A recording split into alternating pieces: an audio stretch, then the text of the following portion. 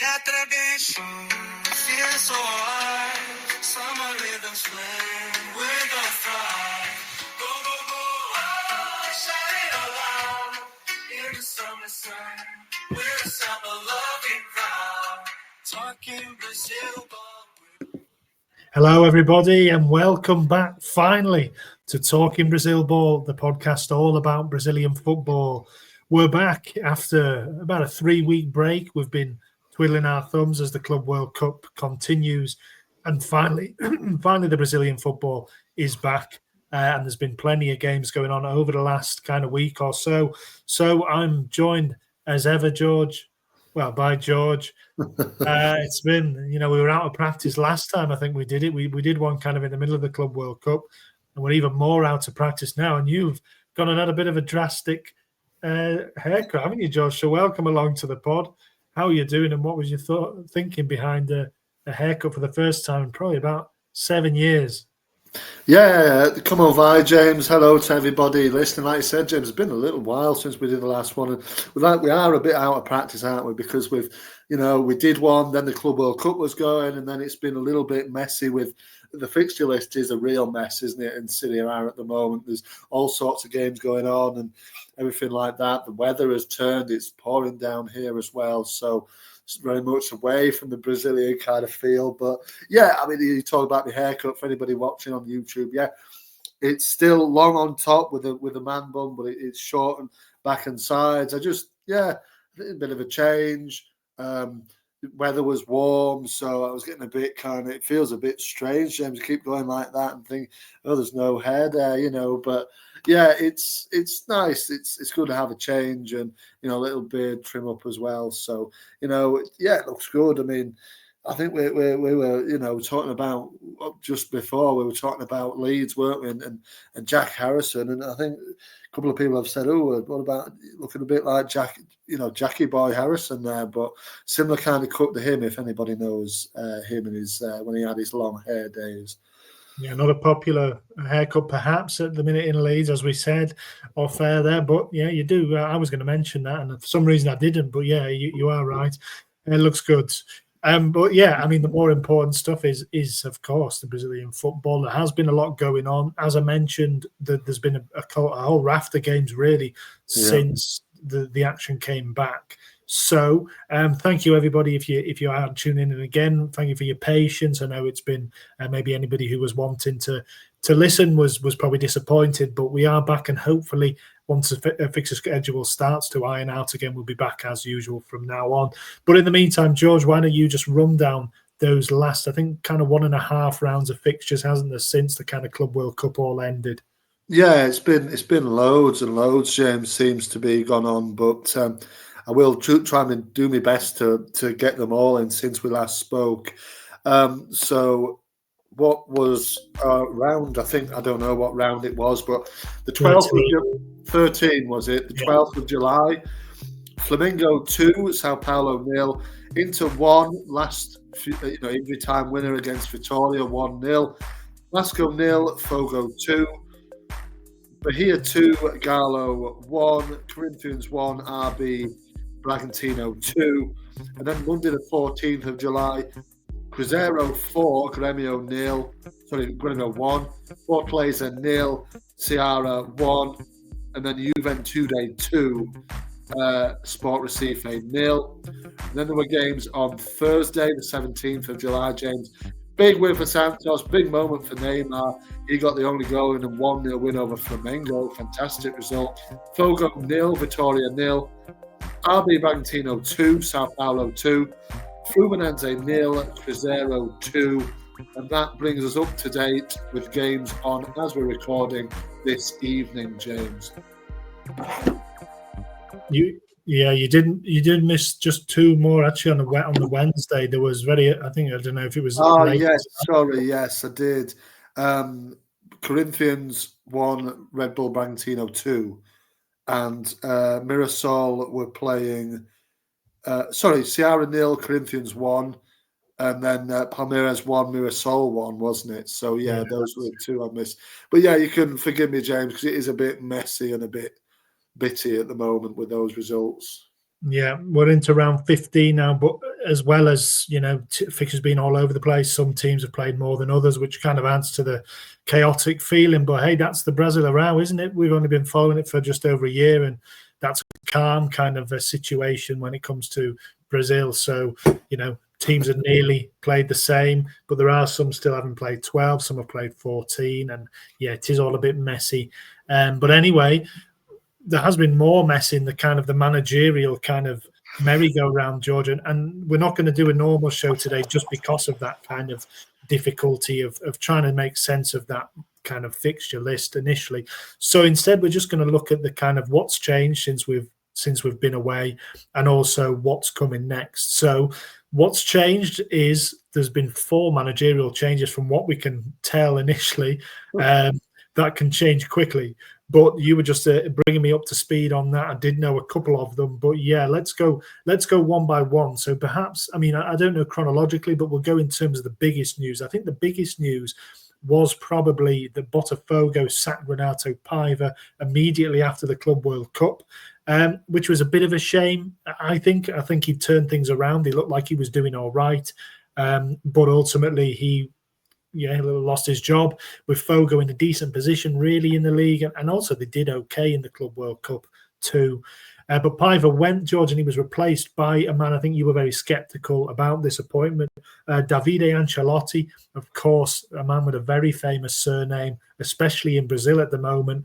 And you think that might have played a part into him coming on board at Fogo?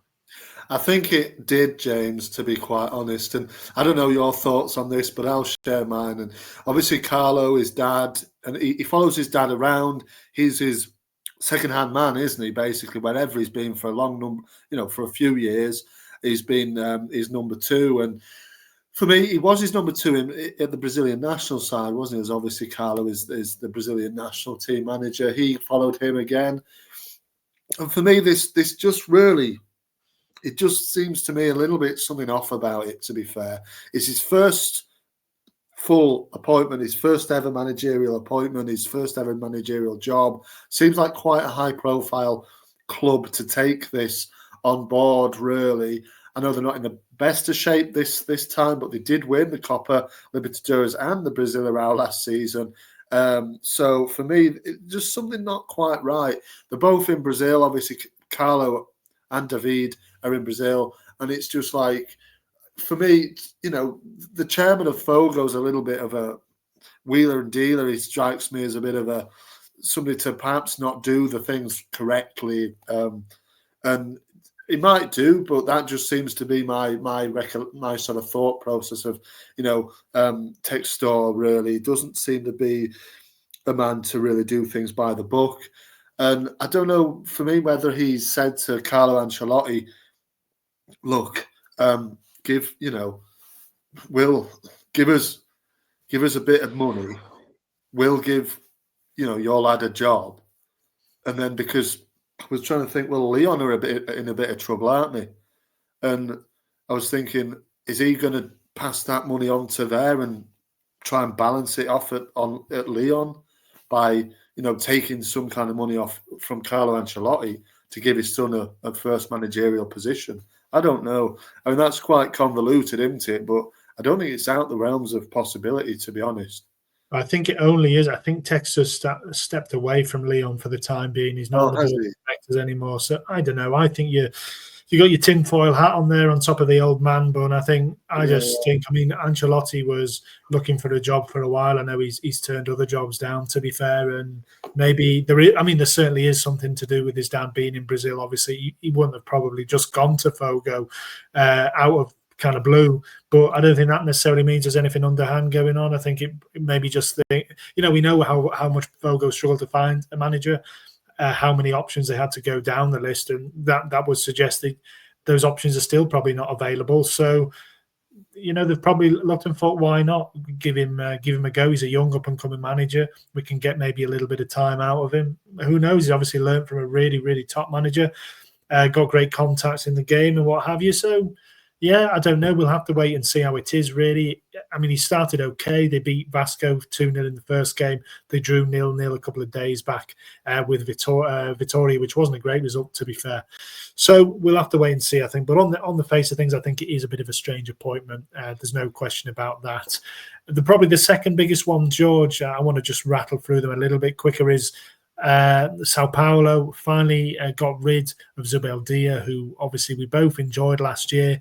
A good manager. He was only there really just over a year, but he was struggling this season. As we know, Sao Paulo just couldn't get wins on the board. Ultimately, they've only won 2 of 14 in Serie A, and that's just not good enough for a team the size of Sao Paulo. They're 16th at the moment, the Tricolore. It's going badly, and they've turned to a former manager, George, to get them out of trouble. And this is another, well, you say Ancelotti's a big name in terms of his name. This is a big name in terms of the football landscape, especially in South America. Oh, it's fantastic, James. I love I love watching this man play, Hernan Crespo. I thought he was fantastic when he played for Milan, in the Premier League for Chelsea. I thought he was great, on that Argentinian side, as well. So yeah, it is a big appointment, this, in terms of South American football. For South American football, Crespo has been managing for some years, hasn't he? Sort of under the radar a little bit. I think in Argentina mainly, hasn't he? But it's a big appointment, and he obviously hasn't managed since late last year. He was in UAE, wasn't he? Managing Al Ain. And so he has had a few sort of jobs in the Middle East as well. Obviously, like you mentioned, had a short spell with Sao Paulo in 2021 for a few months, but wasn't there for a great deal of time. So, yeah, they've turned to him again. Obviously, that he hasn't won a game. He's played twice, played 2 games with Sao Paulo. Hasn't won a game just yet, but they did have a very credible draw the other day with RB Bragantino, who are doing fantastically well as well this season. So let's see how he does. I like that appointment though, but more so because I kind of like Crespo. I don't really know much about his managerial qualities. I just remember him playing, and he was a great player with that headband on, and I just sort of resonated with me a little bit, him. So I'm quite happy to, that he's come back to Brazil to manage, really. Yeah, I was a fan of Crespo as well. I think he was unfortunate, really, in against my team. Of course, 2005 Champions League final, he was brilliant that day. He scored 2 goals. His second goal is one of the best goals I think I've ever seen. Still, the pass from Kaká is ridiculous. The finish from Crespo is, I think the commentator says it's out of this world. Milan are playing football from out of this world, and he just dinked it over Dudek first time. I've never seen a finish like it since. It was amazing. And I've seen his quotes from that day. He almost retired after it. Liverpool really did him dirty. But obviously, I was pleased that day. But he was a great player, and it is good to see him back, definitely. There's been more changes, George. We mentioned Vitoria there. They're the one I want to go to next. And you'll be a bit disappointed about this one, I'm sure. Thiago Carpini has obviously had a good kind of period at Vitoria, kept them up last year. But we know he's prone to an early sacking in the season as well. We saw it last year. He's lasted a bit longer this time, but he has now. The axe has fallen on Carpini at Vitoria. Yeah, of course. And I was disappointed. My manager of the year, of course, last season, James, thought he did a fantastic job to take Vitoria into the Sudamericana. And, it just hasn't worked so far this season. They're in the relegation zone in 17th. Obviously, just a point and a place off Sao Paulo. But yeah, disappointing really, because I think he's a good upcoming manager. And somebody, we know that how the Brazilian works, James. Somebody will take him on. He'll probably be back in work within a couple of weeks. That's just the way that the league works. So yeah, disappointed he's gone, but Vitoria weren't doing well, and it was a good result, like you said, against Fogo, the other day. But ultimately, it's not been good enough, and I think it's a little bit harsh because you'd have thought they would be around that area of the table, given that they've got continental football this time as well. So it's a little bit harsh for me, but I can also see why they pulled the trigger really as well. But yeah, disappointed because I think he's a good coach. Yeah, he'd probably end up somewhere, won't he? But It will, yeah. I'm not sure quite where the level that will be, to be honest. He might have to drop down again to Serie B and maybe come back up. We'll have to wait and see. But yeah, it does seem a little harsh, but we never know what's quite gone on behind the scenes. Maybe there's always seems to be that, these owners, it's not just Textor, the actual Brazilian owners tend to be quite, combustible, and something might have gone on there that's led to Carpini being sacked. But either way, he's gone, and in comes Fabio Carril, George, who was at Vasco at the start of the season, didn't, make any kind of impact, really. So much of a muchness, isn't it, really? It's impossible to say the way he'll go. I mean, you'd imagine Vittoria might become a lot of people's favourites for the drop based on that. Yeah, I think so, James. I think they'll be definitely one of the favourites to go down. I don't think Carril, he got Santos up, didn't he? I thought it was a little bit harsh on him, but I think he went. But I don't know whether they sacked him at Santos or whether he just got an offer from Vasco and he decided to go to Vasco. Obviously, it didn't last long. He was in for the local competitions, and then he left, I think, before the start of the season. And obviously, in came Denise, isn't he at Vasco now? So yeah, I'm not sure about Carril personally. It sort of stinks a little bit of the same sort of ilk of appointment that Juventude did with Tencati a few months ago. They don't seem that, those guys don't really seem that well sort of to be able to deal so well with the top division. I think they're more kind of suited to the second division, maybe. So yeah, I'm not really sure. I think they'll struggle, to be honest. I don't think he'll see the season out, but you could say that of many of the managers currently in the job, couldn't you? Really? Well, yeah, of course you could. But yeah, I think it probably is fitting with Carril. We'll see if he can lift Vittoria back up. And then the fourth one, George, and I did want to point out one that possibly might have changed as well, a fifth one that we didn't spot. The fourth one is a bit of not a surprise, but another shame, really. A long-serving manager, Juan Pablo Voivoda, another manager who was, I think he was potentially my manager of the year last year. He must have been in and around it. So that just goes to show, doesn't it? He did a superb job last year. Fortaleza were flying so high.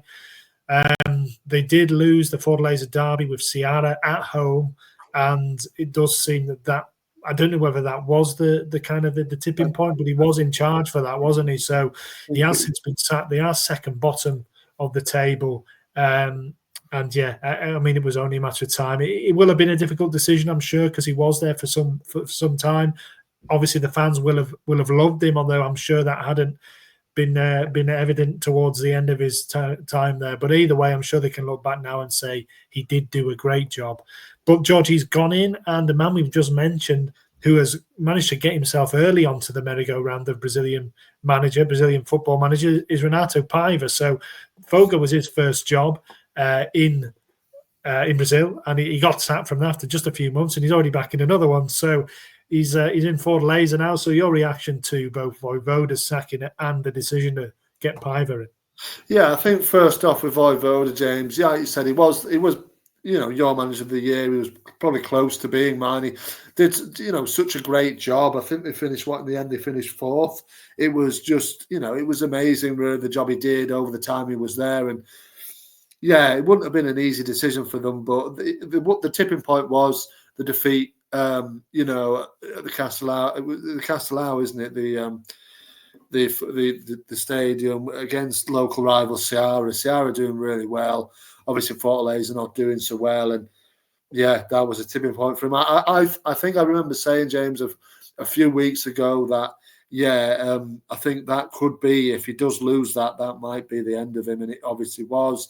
In terms of Paiva coming in, like I said, you don't have to wait long if you're manager in Brazil. You just sort of wait a week or two and you're back in. And it's a good club for him to take over. Probably a little bit easier for him to handle it. The expectations now, like we mentioned with Botafogo from the success last season, it's a little bit of something quite hard to live up to maybe. But Fortaleza, feet under the table, he can get a little bit more of that and sort of ease his way back into it. I know they're in a relegation fight here at the moment, but a couple of wins and they'll be back up into mid-table. So I think he's more than capable of doing it at sort of a lower level of the table, I would say, rather than being, with Fogo, where the expectations, given the success of last season, are probably a little bit higher than he can probably deliver. He's a decent manager, isn't he? And obviously, I think they might do all right. I don't think they'll be up down there come the end of the season if Paiva's been given a proper chance. Yeah, it could go either way, really. If he does, it is a key point of the season, really, and it is for me a little bit of a gamble, just in that he didn't have a great long body of work in Brazil, even though he did okay at Fogo. He also struggled initially, so if they get that wrong, there could be a chance that they do start to sink a little bit. And this is a crucial time. If you make a managerial appointment at this time, it is crucial because it can quickly start to unravel if you get it wrong after 6, 7, 8 games more. If you're still down there, you're then starting to really bed into a fight. But you're right, Forley's a couple of wins and they could be back up in mid-table, and that could be a good basis for Paiva to build on. So, yeah, I think a good appointment for him, and probably a kind of a worthy gamble for them as well, I would imagine. So, yeah, that's him. The other one I did want to mention, they're the 4 that we definitely know about. I mean, Sport Recife, I know that they did sack Antonio Oliveira. Yes. I think they had sacked him by the time I spoke. I don't remember seeing this guy put in charge, Daniel Paulista.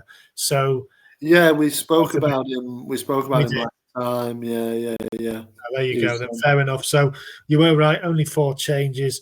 Recife, of course, still looking for that first win of the season. Maybe Paulista can deliver it. Right, so that's up to speed on the kind of the managerial changes for now, George. There'll probably be some more. And yet, I just wanted to take a quick look before we look at the fixtures to come, just at the kind of the state of play. I know the last episode we kind of went through the table and kind of spoke about where the teams are at so far. But since we last spoke, Cruzeiro have been going from strength to strength. I mean, 2 back-to-back wins against Grêmio and Flu in the last few days, real statement wins. I mean, they're absolutely flying. Top of the table, Flamengo lost to Santos as well, which was a big result. Neymar got his first goal. So yeah, what's kind of stood out to you?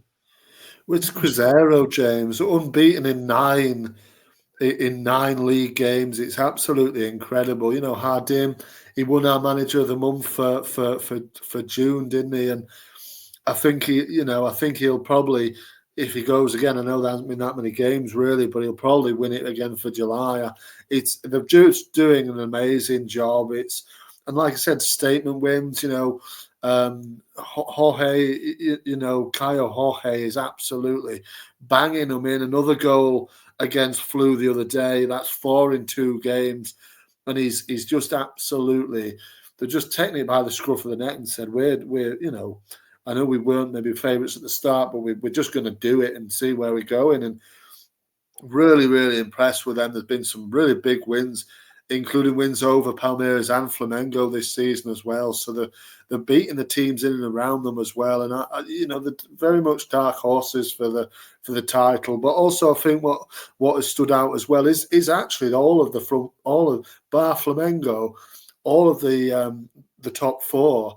Because the top 4 is made up of RB Bragantino and Bahia as well, and both of those 2 teams are just doing incredibly well.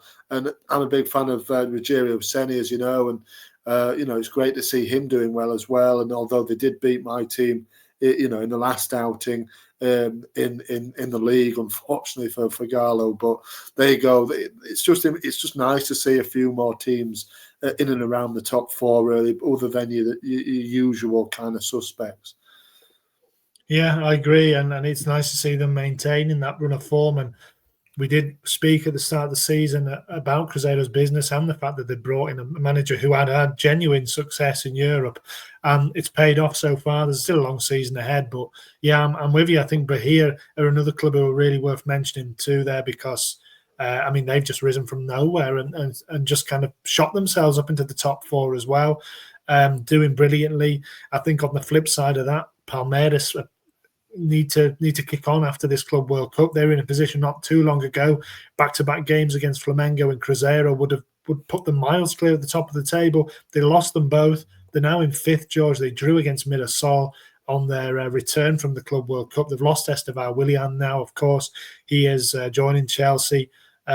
He's not joined yet, I don't think, but he's not playing for Palmeiras again. I think he's joining them at the end of July, Chelsea. So, they need to be a little bit careful as well. Looking further down the table, Inter, I think they're one that we can just touch on, just because we were looking at these managerial sackings and we did think perhaps Supermercado might be one who was in the kind of the firing line, but perhaps that last kind of second goal last time out for them might have just saved his job, do you think? Yeah, I think he's had multiple lives, James, and his job's been saved multiple times over the last couple of months. Really, he's been right on the edge, and that was a really important win over Vitória. Tabata got the injury time winning goal, which basically I think saved his job. They've got a game against Ceará tomorrow, which again is a winnable match. If they win that, they're in and around mid-table. So suddenly, a couple of wins in a row, it can, catapult you into sort of safer climbs. But again, they're only, having said that, only a couple of points above the relegation zone. So they need to keep going. Ricardo can't rest on his laurels there. They need to just keep winning games of football because they're more than capable. The team is very much, it's a lot better than some of the ones that you do see in the Brazilian Serie A this season. So something's gone on wrong, but there's lots of time to rectify it. They've only played 13 games. It does seem like we've played more in the season, James, but it's because it's been that sort of elongated break because of the Club World Cup. But I think they'll be all right. I think Ricardo will be all right eventually, and I don't think they'll be in any danger of relegation. I think they'll suck a couple more teams back into it. The likes of Santos and Grêmio, I think, have got to look over the shoulders a little bit because they're not really having tremendous seasons. Although Santos, of course, big news with Neymar scoring that goal against Flamengo the other day, and that was really, really needed for them as well. Yeah, massively, and it was a late goal as well, wasn't it? And just obviously a huge game and massive for them to get that win. And it does bode well for them moving forward. I think we all probably want to see Santos stay in the league, just because whatever you think about the Neymar situation, I think they add something to it. So I think that's good to see that they're boosting up. Down in the relegation places, it is kind of more or less as you'd expect at this stage. Sao Paulo need to pull themselves up, but Vitória, even today, Fortaleza, of course, is a bit of a surprise, and then Sport Recife, the 4 down there at the minute. So we'll see what kind of transpires as we go into the next kind of run of games, George. And I think let's have a look towards that next kind of run of fixtures then. So as we said, the fixtures is a bit all over the place at the moment. We are recording this actually differently to usual. We are recording it on a Saturday. There are games this weekend, but there are then some more in the midweek before we will record as our usual slot on Thursday. So why don't you run down those 2 fixtures? I think there's a full one this weekend, isn't there? And then there's everybody back in action. Then there's, I think, 7 on the Wednesday and Thursday. So the games that we'll look at as the match days of the week, the games of the week, will be from that second portion of games. So we'll probably touch on the first one, but just briefly, and we'll properly look and try and do a proper show around that second games. And then they're back to normal. Well, there's a full round at the weekend, isn't there? So, why don't you let us know what's coming up, George? There's plenty to come in the next hours, really, isn't there, if you're around? Yeah, there is, James. It comes again that everybody's playing. Like I said, there's full 10 fixtures from today and tomorrow. Like we said, a bit different. I was doing it on a weekend, but we had to fit it in somewhere, James. So it's round 15 today. Fortaleza face Bahia. Renato Paiva's first game with Fortaleza. That's at 8 o'clock UK time. 9:30 UK time sees Vasco host Grêmio, and Mirassol host Santos at 10:30. Tomorrow then, 1 a.m. Sao Paulo host Corinthians. 3 p.m. in UK time, Inter host Ceará. Juventude travel to Cruzeiro at 8 p.m. RB Bragantino face Vitória at the same time. Then 9:30 p.m. my team Galo are in Palmeiras. And then at the same time, Sport Recife host Botafogo. And the final game of the weekend, James, is Flamengo against Flu, the Rio derby at 10:30. That'll be a feisty one, I'm sure. Then into Wednesday the 23rd, round 16, is Ceará against Mirassol, Fluminense against Palmeiras, and Corinthians against Cruzeiro. Into Thursday the 24th, then there's 4 games in all. RB Bragantino, Flamengo, Santos host Inter, Vitória against Sport Recife, and Juventude, they host Sao Paulo. Yeah, some big games there, like you said. Flu of 2 very big games, and they fancy the chances perhaps going into them. They're in decent form. They had a very good Club World Cup. They've got furthest of any of the Brazilian teams, so they might. They lost on the comeback, but it could go either way. 2 tough games, but they might feel there's a chance there for them to really make a push towards the top end of the table as well. So we're picking those 7 games between the Wednesday and Thursday, George. What's catching your eye there as the game of the week? If you were looking at the weekend, you'd go probably the Rio derby, wouldn't you? But I think over those 2, I'm going to go with Corinthians Cruzeiro, James. I think that sounds like quite an attractive looking match. Cruzeiro, obviously, like we know, doing very well. Donoval Jr. hasn't really got Corinthians going so much, but they always got the power, haven't they, of sort of the attacking power of, Memphis Depay and Yuri Alberto and those sort of players. So, yeah, I think I'll go with that one. I think that seems like quite an attractive game. Although there is, RB against Flamengo is a pretty big game at the top of the table as well on the Thursday morning. So, I'll go with Corinthians Cruzeiro, I think. Yeah, I think I'll probably go with that one. I was looking maybe Flu Palmeiras because I feel like that's probably going to be maybe a more entertaining game. But I think RBB deserves some attention. They are only 3 points behind Cruzeiro. They have been doing brilliantly, and they'll have been disappointed to get that draw against Sao Paulo. Obviously, that's a bit of a derby.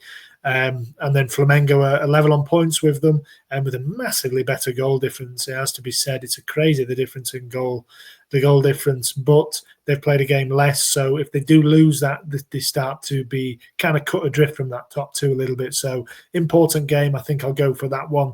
Interested to see whether Santos can back up against Inter as well, and because obviously we know how badly they need wins. So there is lots of intrigue, I think, to come. So we'll have a look at those ones and pick a game of the round, I think, and all the usual awards from just those 7 games.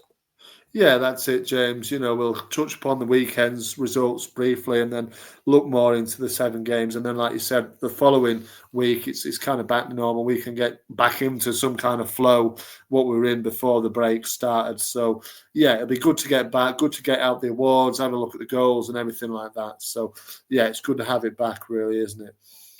Yeah, it certainly is. It's been a funny old time, really, and obviously this only happens once every 4 years with the Club World Cup, so it's not something we should get used to, really. But it will make it probably a strange season in terms of Brazil. Obviously, the European clubs have kind of, there will be an impact, I think, especially for Chelsea, but they most of them are not really impacted, but for all the Brazilian teams, they're impacted just because it puts that massive gap in the middle of the season. So we wait to see how it affects them. It almost feels like the start of a new season in some ways, but we'll be back to normal, like you said, Georgia, and back into the flow of things. And we'll see what the rest of the season comes. Absolutely, James. I'll just recap the table for anybody who of course, as we finish up. So it was in first is Cruzeiro on 30 points, second Flamengo on 27, third RB Bragantino also on 27, fourth is Bahia on 24, fifth Palmeiras on 23, sixth is Fogo on 22, seventh is Fluminense on 20, eighth is Galo on 20, ninth Corinthians on 19, 10th is Ceará on 18, 11th is Mirassol also on 18. On 16 points in 12th position is Grêmio, 13th Santos on 14 points, 14th is Inter on 14 points, 15th Vasco on 13, 16th Sao Paulo on 13 points. Into the relegation zone, James, 17th position Vitória on 12 points. 18th is Juventude on 11. 19th is Fortaleza on 10. And absolutely, probably relegated already, bottom of the pile is Sport Recife on 3 points. Yeah, probably is all over for Sport Recife, but they'll keep battling. You never know; they might well pull something out the bag this week. Well, they're not playing actually, are they? I don't think. But they'll be back. They'll be back. I can't. I think they are playing, James. They're playing on the week. Yeah, they're playing on the weekend. Sorry, they'll be playing. Yeah, sorry, they've got Fogo tomorrow evening, and then they've got Vitória Thursday morning. So yeah, big couple of games for them. If they can somehow get a couple of wins, they're right back in it there. And just to mention before we go, obviously the transfer window is going on in Brazil as well.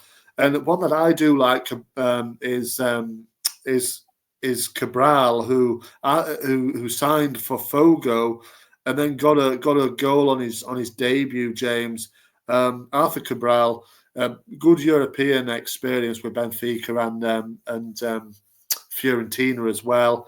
But he's back in Brazil in his home country and off the mark straight away with a goal on his debut against Vasco under obviously new manager David Ancelotti. So yeah, he's one that I liked. I liked that transfer, to be honest.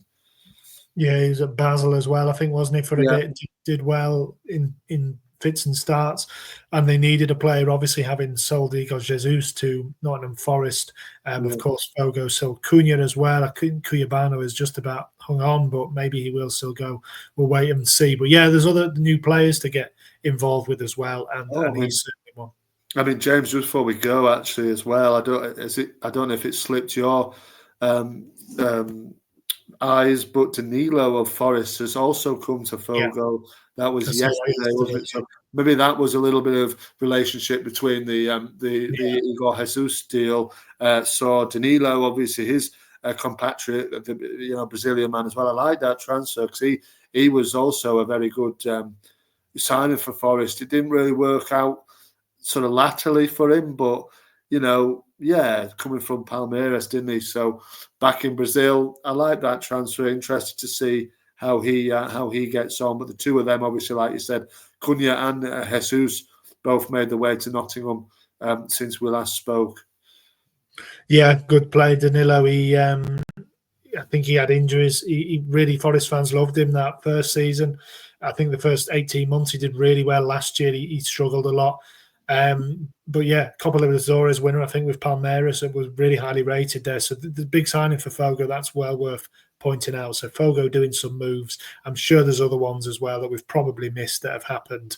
But yeah, anyway, lots to enjoy, George. Yeah, lots to look upon. And as the transfer window comes to its close and whatnot, I'm sure we'll try and keep abreast of it. But it is quite hard to keep them all in sort of check. To be quite fair, but we'll do as best on that. Any big ones come in, I'm sure we'll cover those. So yeah, but it's been good, James, to get back to it.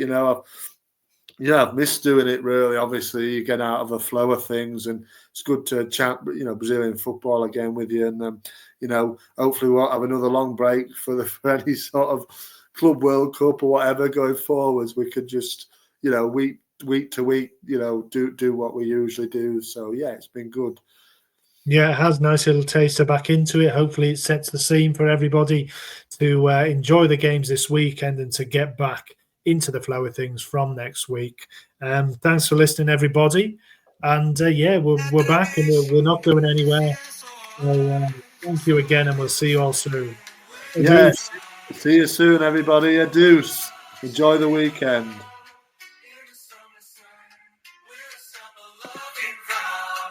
Talking Brazil ball, we're breaking it down.